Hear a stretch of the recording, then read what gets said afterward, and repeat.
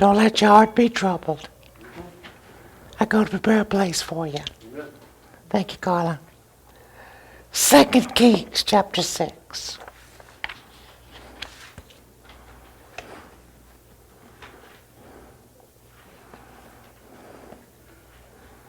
The king of Aram was getting a little aggravated because he kept thinking he was going to be able to attack, and his plans keep getting spoiled by this prophet who seems to know what he's about to do next. And we'll pick up reading in 2 Kings chapter 6, verse 11. This enraged the king of Aram.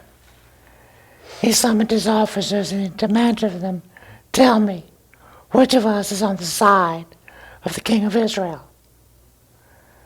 "None of us, my lord king," said one of his officers, "but Elisha, the prophet who's in Israel. He tells the king of Israel the very words you speak in your bedroom." He knows. Somehow he knows. "Go find out where he is," the king ordered, "so I can send men and capture him." Report came back. He's in Dothan. Then he sent horses and chariots and a strong force there.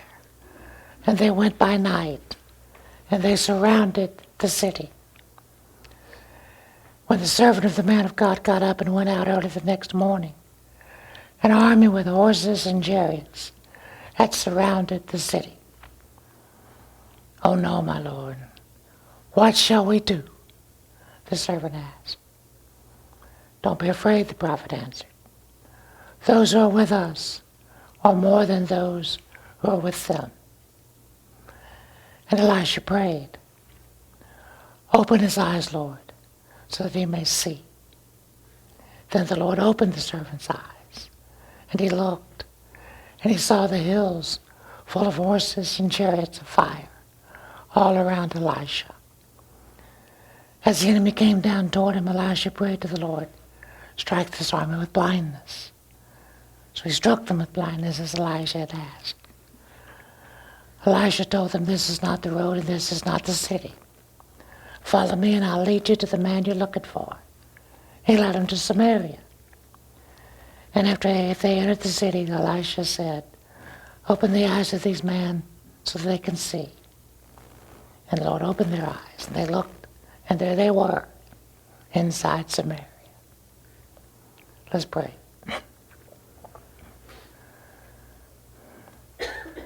Father, we thank you that we can be here today. It's already been a good time. We've been reminded who you are. We've been able to sing hymns of praise, to lift up your name that is above every name. So, Father, we thank you for that time that we've had to remember, to be reminded, to rejoice, to give you praise, to recognize who you are. And now, Father, we're going to spend a few moments considering the truth that is your word. I pray much like our Elisha prayed. Lord, open our eyes. Help us to see truth. Help us to see that which you would have us to understand this day. For we pray in Jesus' name. Amen. There's a saying that I've heard since I was a little fella. You can't see the forest because of all the trees. I've always heard that. I've always heard that's such an odd thing to say. Because the forest is trees. So if you see the trees, it seems to me like you're seeing the forest as well. So how can you see the trees and not see the forest? So I guess what it is what he's trying to say, whoever invented that phrase, is that you can become so focused upon that which is right in front of you that you somehow don't see the bigger picture. You don't see the big forest because all you can see is the tree right in front of you. To put it another way, sometimes I think we allow circumstances to prevent us from seeing the bigger picture of what really is going on. To put it in spiritual terms, I think sometimes the hardships that we're facing, the difficulties that we go through, the troubles that we deal with, sometimes we allow those things to blind us to what God is doing, to how He's working, to how He's moving in the midst of those things that we can't see past. In 2 Kings, the king of Syria, he was aiming to invade, to take over Israel. He had a massive army at his disposal. He had much more men than they had. And based upon the numbers alone, the task that he wanted to accomplish should be rather easy. He had a larger force, more men, more equipment. It should be easy what he wanted to do. Elijah's servant, Elisha was the prophet of God. His servant was out walking, and he sees what's out there in front of him. And verse 15 says, he got up and he went out early the next morning. An army with horses and chariots had surrounded the city. And he says, oh no, this ain't good. What are we going to do? He asked Elisha. He knew what he saw, and he could count. And he knew this is not good. We're surrounded. Things don't look good at all. So he goes running to Elisha, and he asks, I think, a very reasonable question at the time. What are we going to do? The enemy's out there, and they've got us surrounded. And there's so many of them. I couldn't count them all. Do we run? Do we hide? What are we going to do next? Surely we don't fight. There are too many of them. We're greatly outnumbered. Things don't look good. So I would imagine, after he saw what he saw and said what he said, the words of Elisha probably caught him by surprise. In verse 16, Elisha says to the young man, don't be afraid. And then he says something quite remarkable. Those that are with us are more than those that are with them. First thing I notice about that is there's a calmness about Elisha that I find quite remarkable. How could he be calm in the face of those kinds of trouble? The enemy's there at the front door, and there's hundreds of them. But yet he was calm. And he said, don't be afraid. And I would imagine the servant of Elisha would say, so you think I'm afraid? Of course I'm afraid. I saw what I saw. And they're out there, and there's hundreds of them.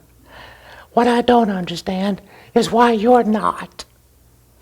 I am afraid, but you're telling me not to be, and you don't seem to be. The enemy's everywhere. They're all around us. We're going to be overrun. We have no chance. That's what I see. But Elisha was telling him, you need to see better. You need to see bigger. Those that are with us are more than those that are with them. Beyond the tree that you're looking at, there's a great big forest. There's a lot more out there than you can imagine. Unfortunately, our field of vision is limited to what's right in front of us, to what our eyes can see that is right in front of us.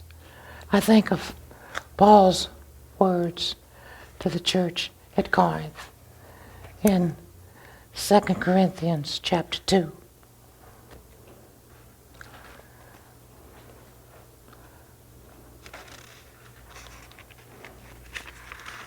As soon as I find it.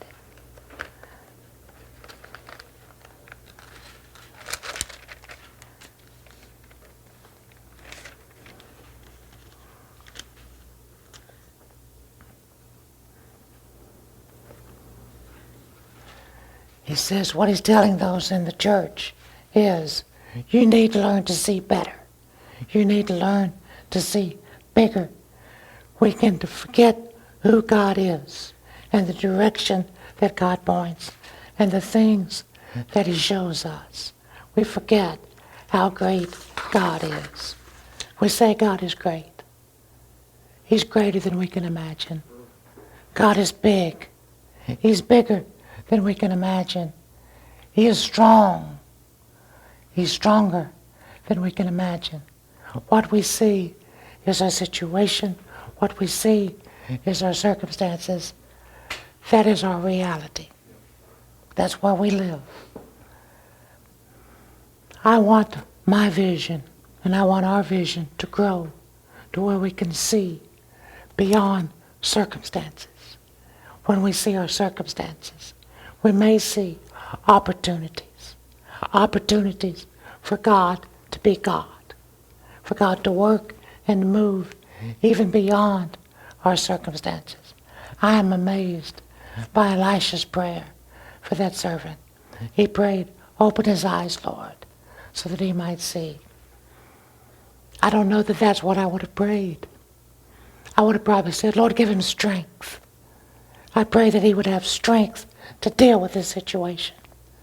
That's not what Elisha prayed for his servant. Lord, give him courage. Give him courage in the face of these odds that we're facing. Those seem like good things to be praying for. That wasn't his prayer. He didn't even pray, Lord, increase his faith. That would have been a good thing, I would have thought, to pray. Seemed appropriate at that time to seek to have his faith grow. But that was not his prayer. This is what he did pray. Lord, let him see. Let him see you. Let him see how you work and how you move. I love that prayer. I pray that prayer for us. I pray that prayer for me. Lord, let me see you and how you work and how you move. May we at least get a glimpse of what you're doing and how you're moving in the midst of our circumstances. Don't be afraid. Those that are with us are more than those that are with them. Open his eyes, Lord, so that he might see. And then the army came, and Elisha prayed, strike him with blindness. And he did. And he took them away, and he led them away from where they were.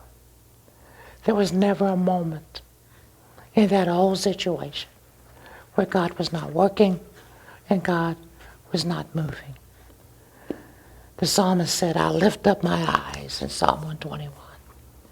I lift my eyes to the mountains. Where does my help come from? My help comes from the Lord, the maker of heaven and earth. He will not let your foot slip. He who watches over you will not slumber. He will not take a break. He will not go away. Indeed, he who watches over Israel will neither slumber nor sleep. The Lord watches over you. He watches over us. He is our shade at our right hand. The sun will not harm us by day, nor the moon by night. He's on duty day and night. The Lord will keep you from all harm. He will watch over your life. He will watch over your coming and your going, both now and forevermore. My fear, my anxiety comes not because God's not working. My fear and my anxiety come when I think I don't see it. When I think it's not happening because I see the trees that are right in front of me instead of the forest that is there for me to see. I want to learn to consistently pray, God, I know you're working. Even when I can't see it, I know that you are. I know whom I have believed. And I am persuaded, I am convinced that he will keep that which I've committed unto him against that day. That's who I want to be. I can rest because he never does. I can be at peace because he's busy calming the storms. God, sometimes I pray, I just can't see you. I think he would say back to me, lift your eyes. Lift your eyes, then you will see. In Hebrews chapter 1. That's often referred to as the faith chapter.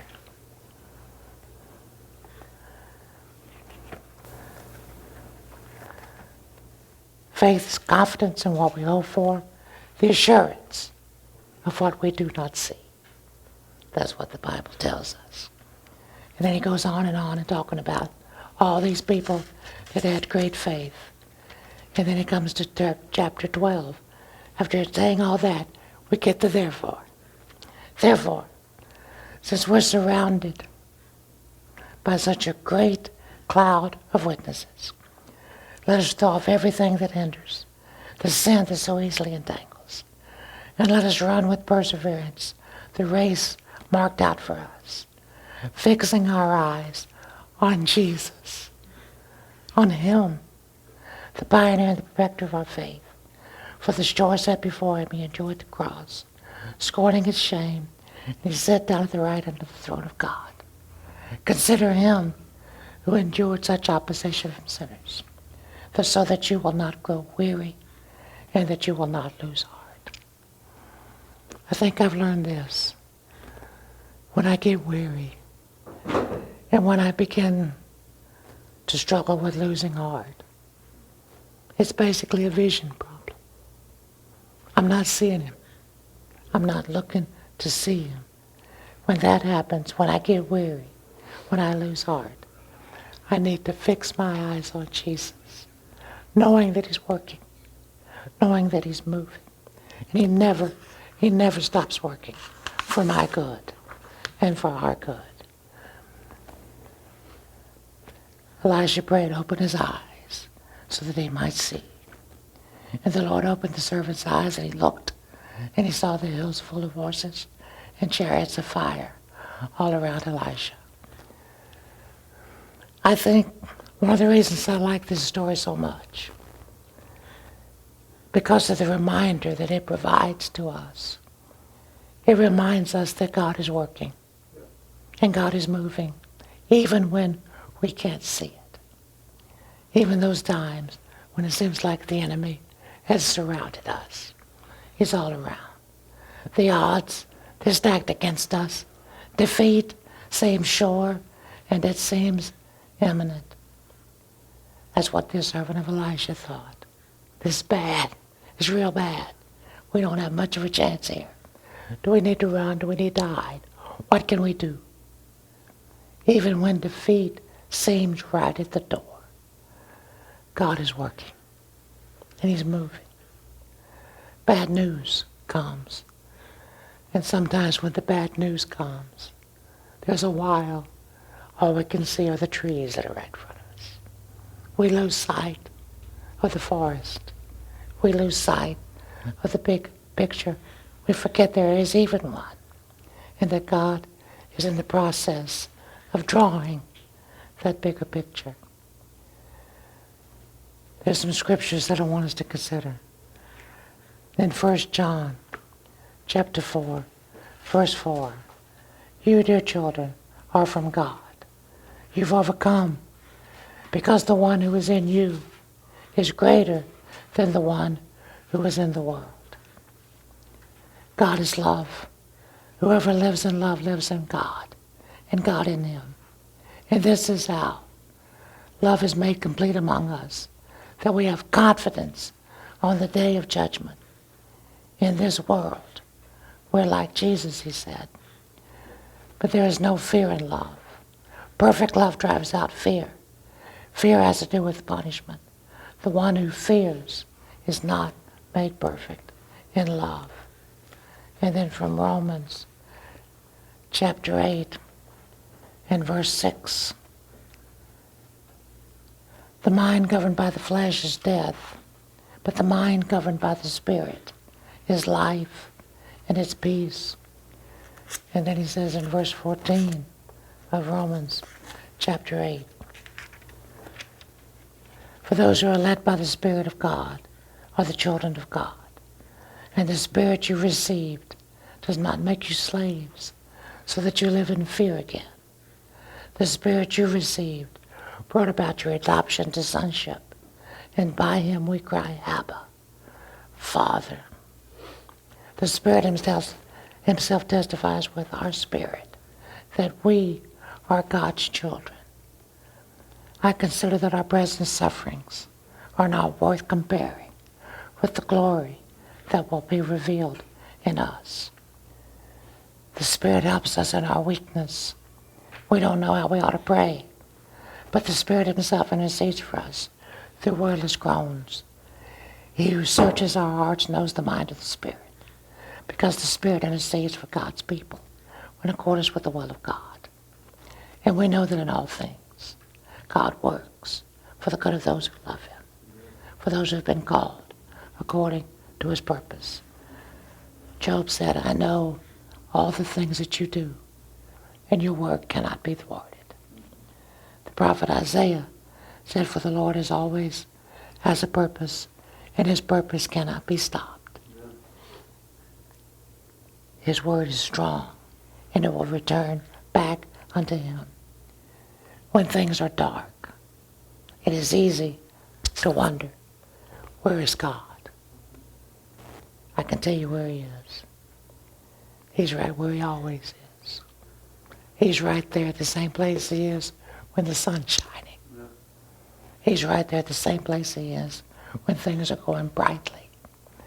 He's on his throne. Yeah. And he's in control. And he's got this. And he's got us. And he's the King. And he's the Lord God Almighty. And his plans will not be thwarted. Yeah. He said, I will never leave you. I will never forsake you. I am with you always. Why would there ever be a time when we think, well, except now? He promised. And his words are true. And his words are trustworthy. And his word is faithful. But again, my problem, maybe yours, circumstances block my view of him. That's on me, not him. He does not change. His truthfulness does not waver. He is working for my good, even when I can't see it.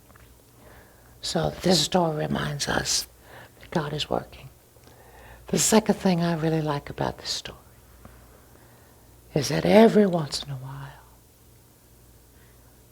God may give us a little glimpse of what he's up to. He may show us a little picture of what he's up to. We pray, Lord, open my eyes and let me see. And he does. And he shows us. The servant of man, he got up the next morning, an army with horses and chariots had surrounded the city. Oh no, this ain't good. This is bad. I love the way his reaction is described. Oh no. I've had oh no moments.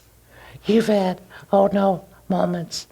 We receive news, we receive something happens, and it's like, oh no, that's not what I hoped for. That's not what I was looking for. That's not what I desired.